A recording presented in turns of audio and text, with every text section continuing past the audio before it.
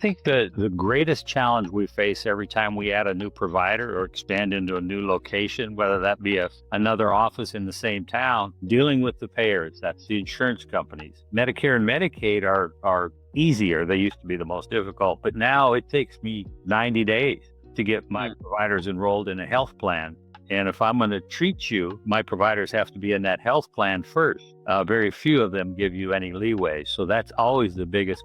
I hire people, but I can't put them to work for 90 days, 60 days, 90 days, whatever it might be. But that's a critical impact and a huge burn on opportunity and an additional expense that we've got to be prepared for. In other words, to navigate that.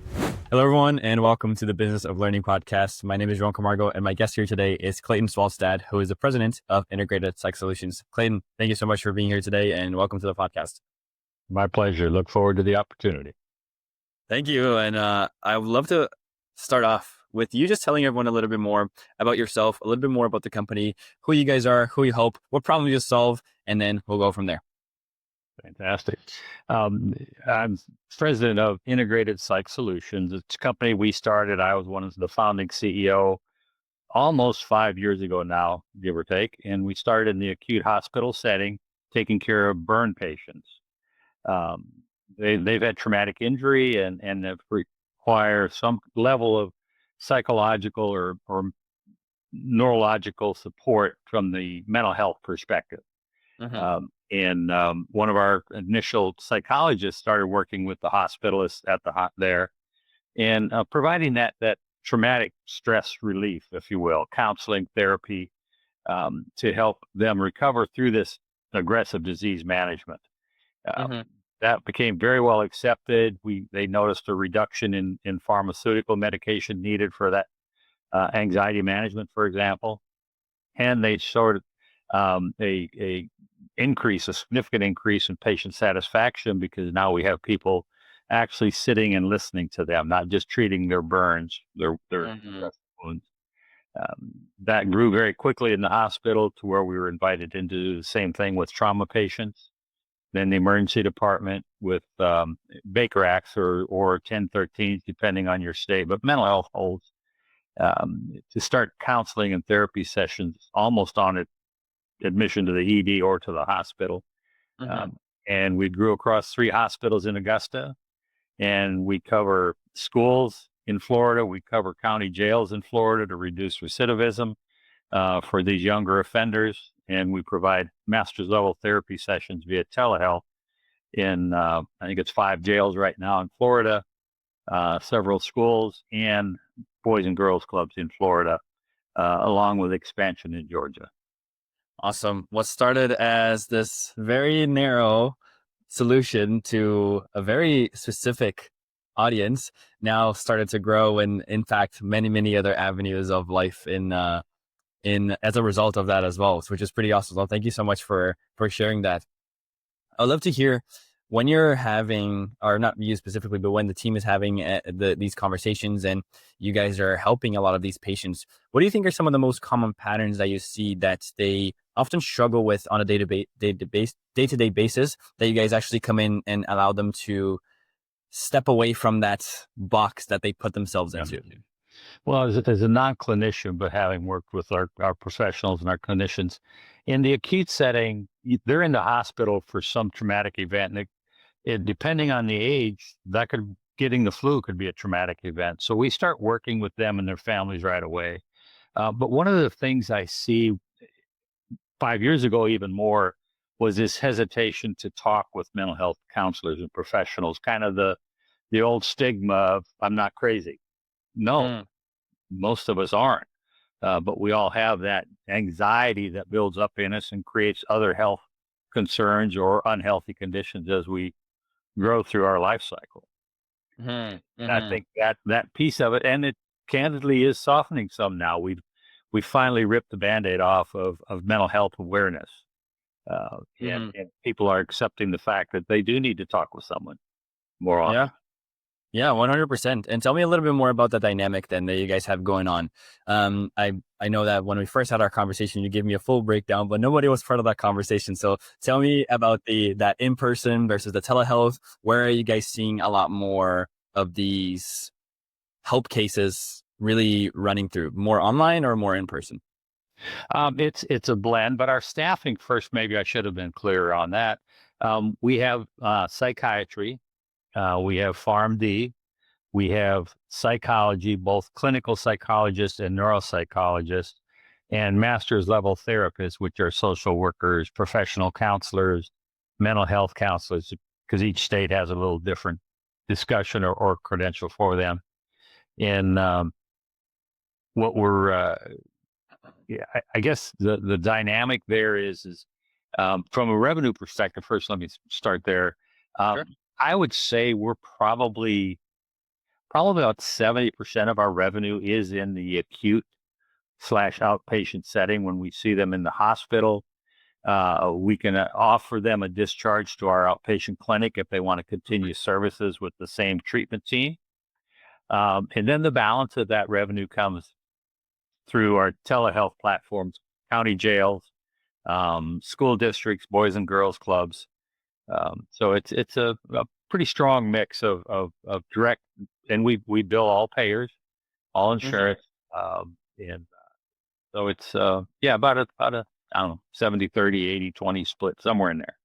No, that's awesome to understand. And it's interesting for me to hear too, because it's a very, I'll call it a specific treatment, specific help that you guys are providing, but to a broad audience that can actually take that in. And I don't know if you would agree with that, that very, very high level category that I've allotted you guys into here. But it seems like it's just very, again, just very great help in these specific scenarios, in highly traumatic experiences, but a wide range of population can actually, benefit from what you guys have going on. So I would love to understand, how do they even usually find out about you guys? How does that usually come through? Is it a lot of word of mouth? People really love what you do. Tell more people about it. Tell me more about that.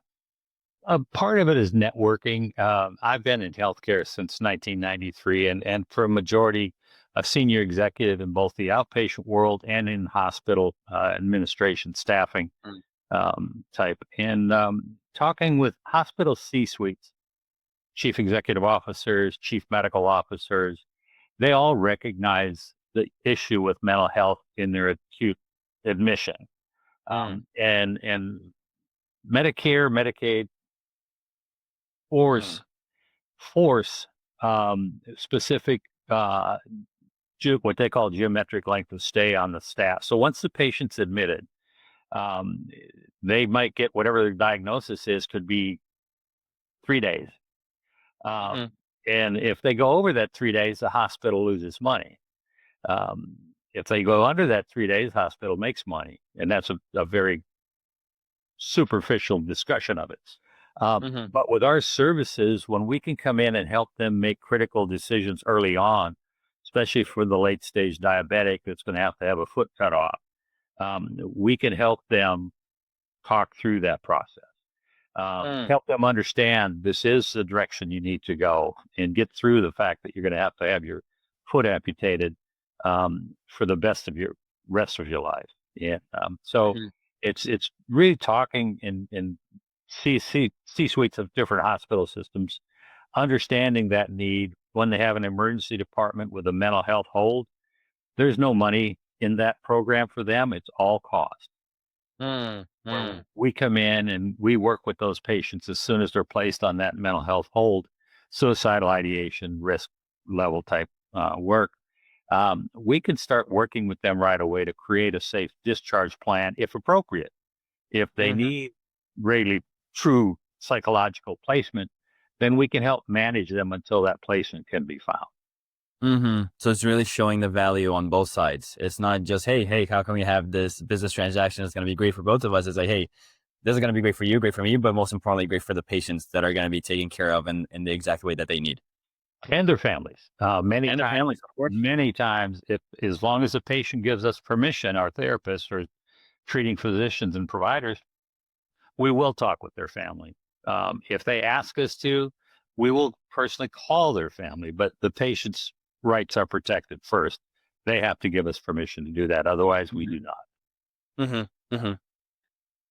What stops hospitals from adopting this more, doing this more often, maybe having that conversation with you guys to implement this in as many places as possible? What stops them from doing that? Um, well, I think we're kind of pioneers in the space, coming out of the acute setting like that with staff psychology and therapy. In many cases, we've actually had to change the medical staff bylaws for our providers to get privileges in the hospital. Mm. Because under state laws and I mean, under their licensure, psychologists, for example, are independent practitioners. Very Mm. technical term, but that means they can bill Medicare, Medicaid direct. They don't need to have a supervising physician. And most hospitals, medical staff are used to the MDs and DOs. So every hospital I've gone into, I've had to work that on the front end before we start staffing because they limit access to medical records. They limit access to their medical systems, EMRs, if you will, and privileges for our providers. So it's just too new for hospitals. And it's a big mental shift for medical doctors and doctors of osteopathy to allow PhDs to be up here. Hmm. So it's they have to, in a way, let go of the usual way of doing things to now adapt this new thing that will be very helpful, but can be difficult to step into that change. Correct. Very, very interesting. Thank you for sharing that. I would love to shift our conversation here, Clayton, a little bit more onto the business side. Integrated Psych Solutions, everything that you guys have going on. Something that I always like to highlight in this podcast is that from the outside, oftentimes business seems like sunshines and rainbows, but we all know that that's not true, right? On the inside, as leaders who are going through the day to day. So I'd love to understand and hear from you. What are some of the challenges that you guys have, maybe on a day to day basis, when you're trying to, of course, increase the impact that you have, but for that to happen, the business has to grow. So having those conversations, maybe the prospecting, maybe it's the educating the clients on the value that you bring, all those things. Talk to me about some of those challenges. I think the greatest challenge we face every time we add a new provider or expand into a new location, whether that be another office in the same town, dealing with the payers, that's the insurance companies. Medicare and Medicaid are easier. They used to be the most difficult, but now it takes me 90 days to get my providers enrolled in a health plan. And if I'm going to treat you, my providers have to be in that health plan first. Very few of them give you any leeway. So that's always the biggest. I hire people, but I can't put them to work for 90 days, 60 days, 90 days, whatever it might be. But that's a critical impact, and a huge burn on opportunity, and an additional expense that we've got to be prepared for. In other words, to navigate that. Secondary to that, I guess the next biggest thing is truly space, and the other support mechanisms for them, computers, access to the EMRs, electronic medical records, hospital privileging. That takes on a good 90 to 120 days unless it's urgent or emergency privileges, which we have gotten before for our psychologists, but it's very difficult. So finding staff, and when people are looking for work, they want a paycheck. Yes. So I say, yeah, That's usually attached to it. Yes. yeah, we would love to hire you, but gee, can you hang out on your couch for 90 days?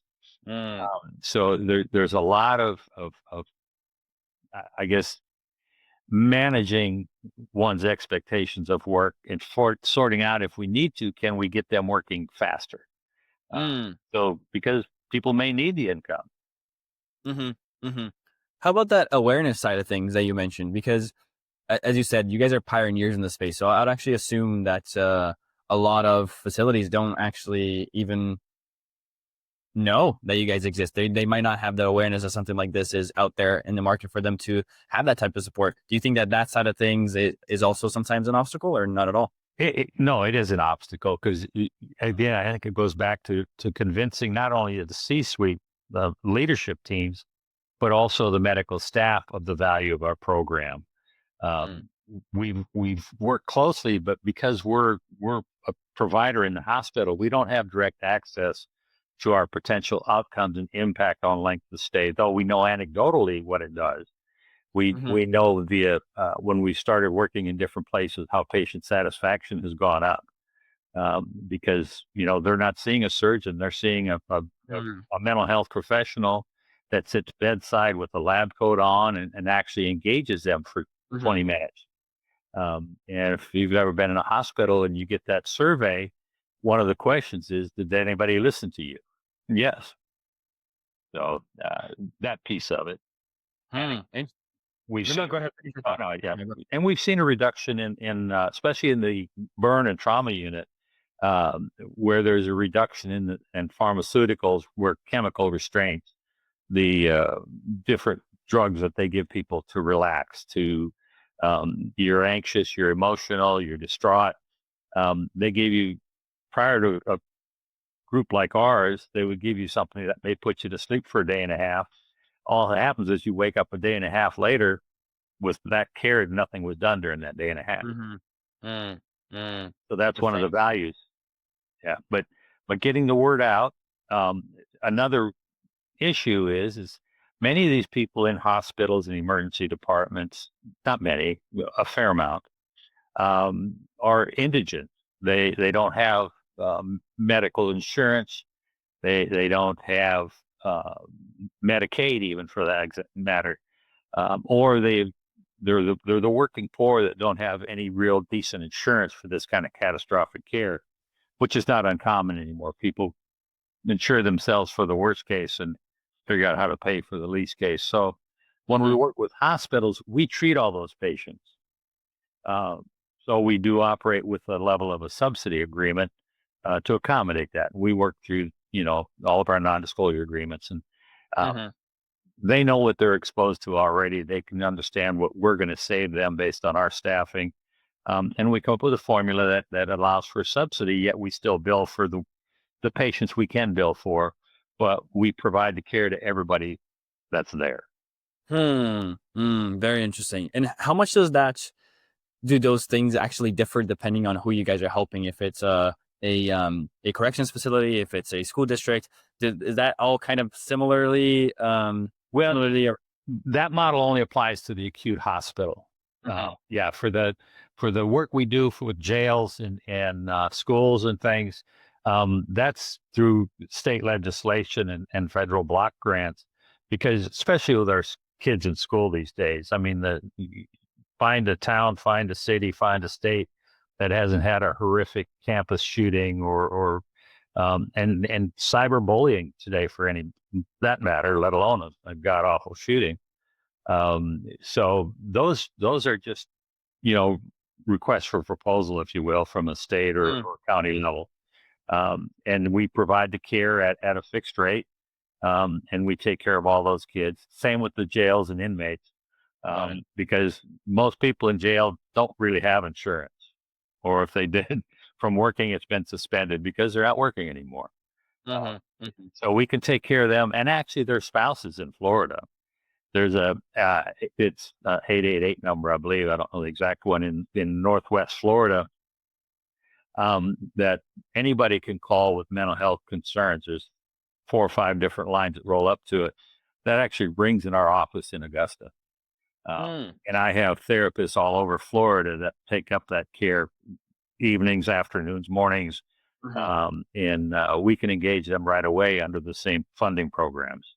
mm, mm. So that's kind of that outpatient, but really all telemental health piece of that. Awesome. Thank you so much for sharing that. I'd love to ask a question as well that I ask almost every single guest that I have on the podcast here. I think it just allows to take off that cap for thinking. So here goes. Let's say you had a magic wand, Clayton, that you could just wave and solve one thing, one challenge, an obstacle, whatever it might be in the business that would allow you to hit all your growth goals, maybe all the revenue targets, client acquisition goals, everything that you have related to the growth of the company. I think as many times as leaders, we are focused on so many different things and trying to solve them all at once but for this magic wand, you just get one. Something that's in your control. So nothing like, hey, $1 billion in my bank account, or magically change the time and how things happen. Just something that you can control in your day-to-day. Maybe you, your team members, you wave that wand, that thing gets solved. What's the thing you'd like to solve? I think the most critical really is payers, insurance companies. Mm, Um, they've got, it is so difficult to deal with them, even after you have a contract. So if there's a way we could, and I'm not talking about universal Medicare for all, that would be a disaster. I'm talking about um, finding a way to where insurance companies are actually vested in the patient care mm, versus an algorithm to diminish care or an algorithm to reduce care. Um, and I understand there's some level of regulation needed or protocols, but that is in the healthcare business, that is the single biggest issue battling insurance companies because they continue to push down the return or the reimbursement for providers, yet their stock performance stays the same. mm, Somewhere we've got to have balance. hmm. Very insightful. I like that. Thank you for sharing that. And I have one final question for you here, which is actually not a question from me. It's a question from our last guest to you, and they had absolutely no idea who you are. So here's the question. You ready for it? I am. Knowing what you know now, would you take the same role that you are in today and the same trajectory that you went through? Absolutely. I have a passion for helping people, mental health, and I'll go a step further. This also integrates into my personal life. Um, I'm coincidentally an ordained minister. I do Kairos Prison Ministries. So I came from a different background. I actually I started life as a high school dropout, uh, Mm, and left home at 15. Just before I turned 16. Father died young. Left 5 kids at home. 3 had already left the house. I was number 8 of 8. Um, so things weren't always easy. I grew up very angry, and mm, for whatever reason. But through life, through my amazing wife, who we've been married 50 years, raised 2 daughters and have 7 grandbabies. Long story to say, I need to continue to pay it forward, and I do it with a passion because I think um, people need help. I can't help them all, but if I can create a company that provides mental health services that will reach far more than I can individually, then that's a good thing. And it's a passion I continue to carry today. amazing. I just got goosebumps when you said that. So thank you so much for sharing that. Clayton Swalstad, everyone. Thank you so much for being here, for sharing your insights, your stories. Where should people go, Clayton, if they want to learn a little bit more about you and, of course, also a little bit more about the company? Our website, which is integratedpsych.care, um, we have information there. They can reach me direct. They can reach our scheduling staff. And I'm happy to talk with people about opportunities or just to share my experience to get this mental health thing working faster and harder for the people that need it. Amazing. I will leave as many links as I can down below here for you to check that out if you're listening in and you want to do that. And if you enjoy this conversation, you want to hear more conversations like this, please hit the subscribe button and I will see you on the next episode. Clayton, thanks again for your time. Thank you. Appreciate your time.